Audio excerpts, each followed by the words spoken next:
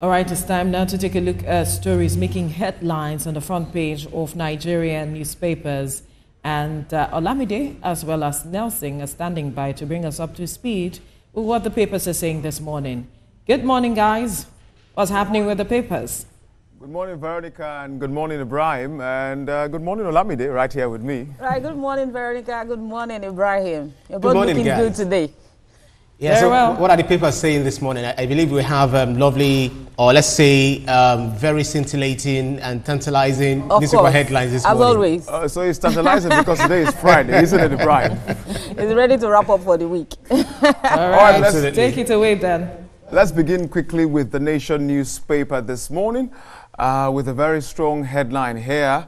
FARC disburses local government's January allocation to states.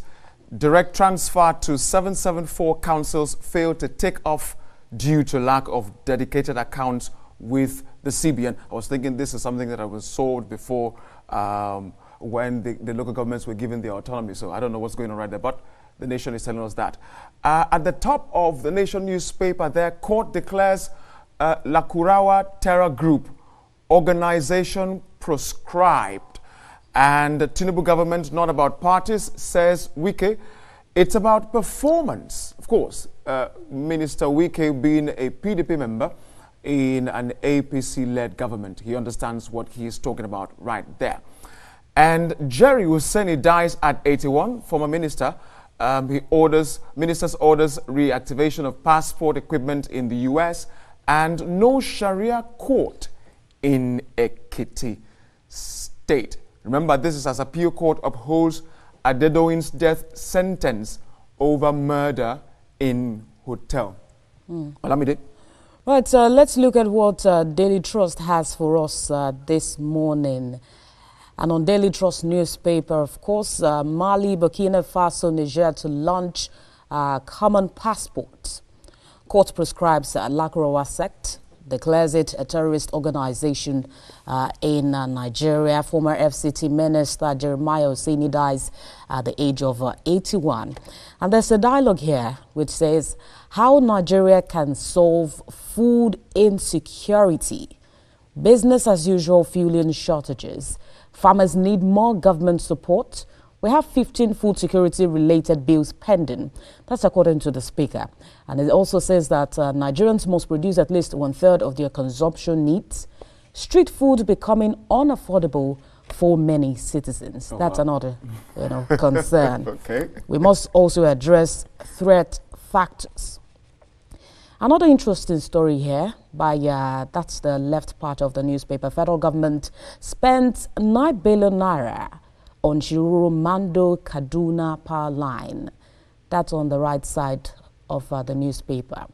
NSCIA explains support for Quran Festival. Tinubu orders to attend the event. Let's see what the leadership has for us. Yes, and on the Leadership newspaper this morning, Mr. President has given us an opportunity. We have no excuses. That is coming from the FCT Minister Wike, winner of Quintennial Award for Outstanding Performance in Infrastructure and Governance 2024. Well, of course, not really surprised about that. On the Leadership, there's a very bold headline here. Food insecurity. Reps initiate 15 bills to tackle hunger. It's a pretty good one. Say 31.8 million Nigerians suffering acute hunger. Legislate credit facility subsidy for farmers. FG pledges access to sufficient, safe food. Okay, we're looking forward to that. And again, something on an award here. This award means there is something I am doing well. This is according to Dame Umeoji, Bank of the Year 2024. And then again, the report of the former Minister of the FCT, J.T. Hussaini, who's passed on at the age of 82. And from Minister Adelabu, we spend 9 billion naira to restore electricity in the north. This is amidst a lot of vandalism taking place around the country. That'll be it for the Leadership newspaper. Well, we have something different here, and that's on this Nigerian newspaper. On this Nigeria, there are a whole lot of reactions to the skyrocketing food prices, eroding minimum wage, and that's the big story there. Workers urge the government to find ways of addressing the cost of living crisis. Rep Speaker Abbas blames agricultural decline, farmers' displacement on insecurity in critical farming zones. And on the header there we see former FCT Minister Hussaini dies at the age of 82.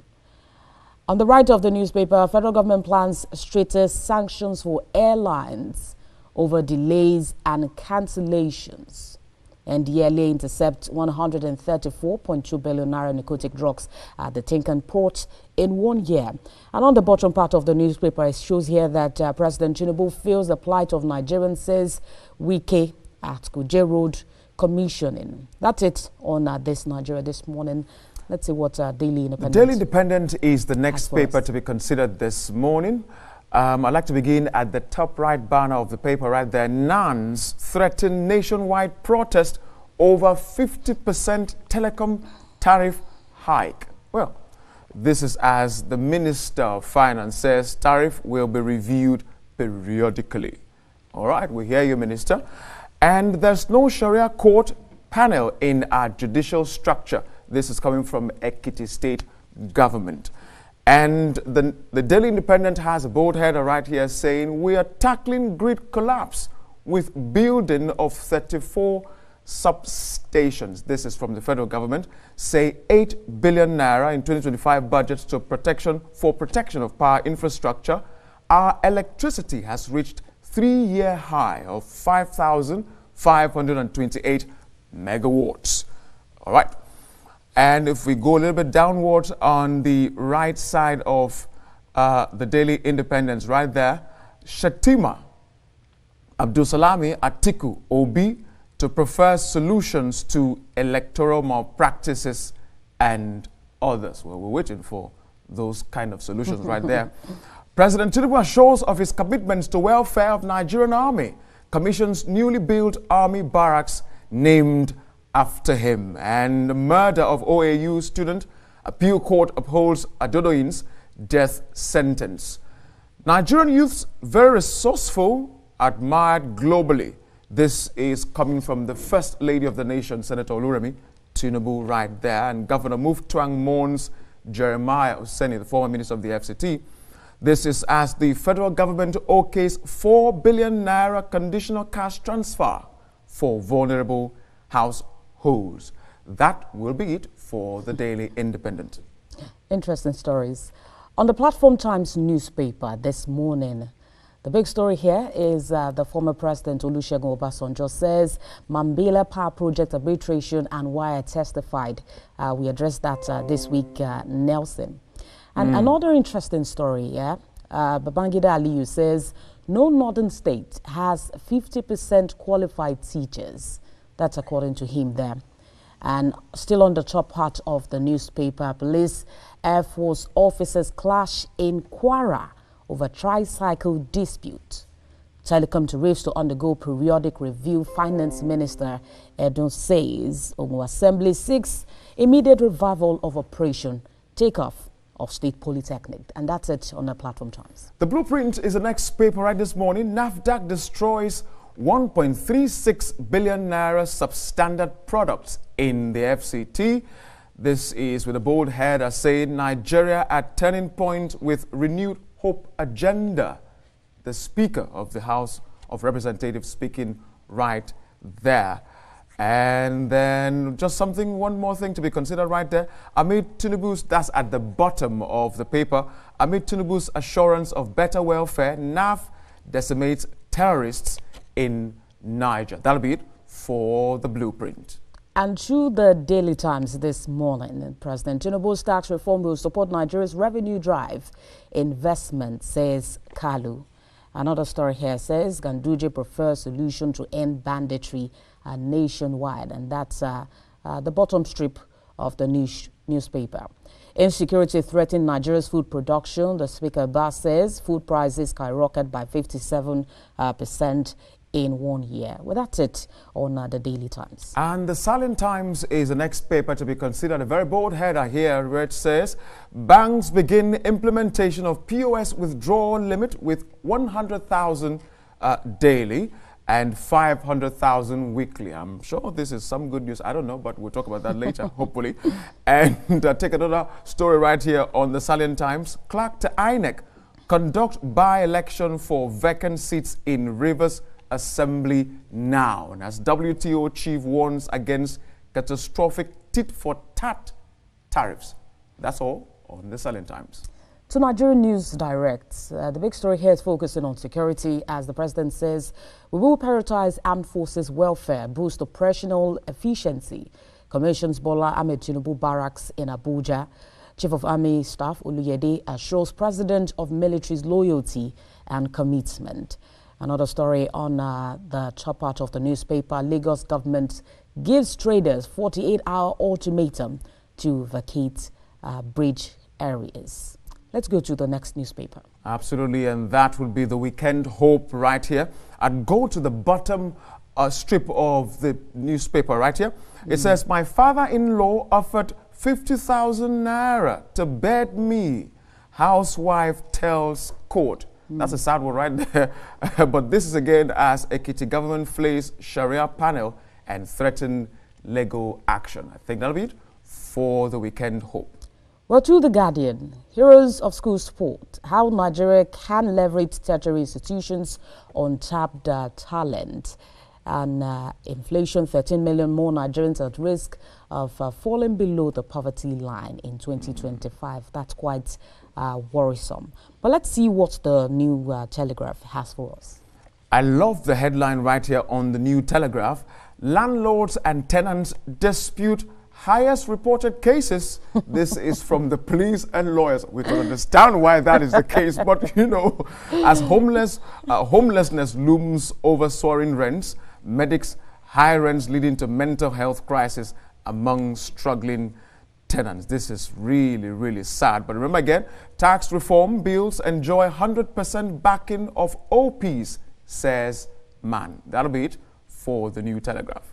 And the Nature newspaper is focusing on climate accords. China is set to lead as the United States pulls out of the World Health Organization and the Paris Climate Accord. 5.4 million kids suffer malnutrition in Nigeria's northwest region. That's a report from the UNICEF. And finally, on the newspaper review segment this morning is the Sporting Live. Olamide, Saudi club Thames Boniface, Nigerian with worth 80.3 billion naira in transfer market. Olamide, why don't they come and try me?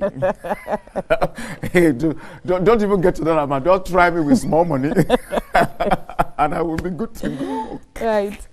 Well, interesting stories that we've seen this morning. But I mean, there have been some that, has caught my attention, which of course is, starting with the Nation newspaper, where we see that, the FAAC has disbursed local government January allocation to, state governments, direct transfer to 774 councils. I mean, the local government chairman, they now... Which means they now have to sit up and deliver the dividends of democracy for their local government areas. And it's good that you're correcting that. Right. It's good that you're correcting that so they do not see it as an opportunity to relax. Exactly. Now that they are probably being recognized as the third. Because before now, when you ask them what's not happening in your local government, they say the governors didn't do this or that. Now the money is coming to you directly. So every citizen of this country, go to your local government council and hold them account for what they need to do for you. They now have the money. Okay. You can't hold them now to account. But there's another interesting story. I think that will be on the New Telegraph. This story on the landlord-tenant dispute, highest report cases. I knew you would go there. Reported cases in years. That's the police and lawyers have been saying. I mean, what could have been the reason for this? Is it inadequacies on the part of the landlords, or the tenants themselves are not abiding by some of the rules in this apartments that they're getting? So rents are increasing, Olamide. But again, remember we talked about this yesterday. Income isn't increasing.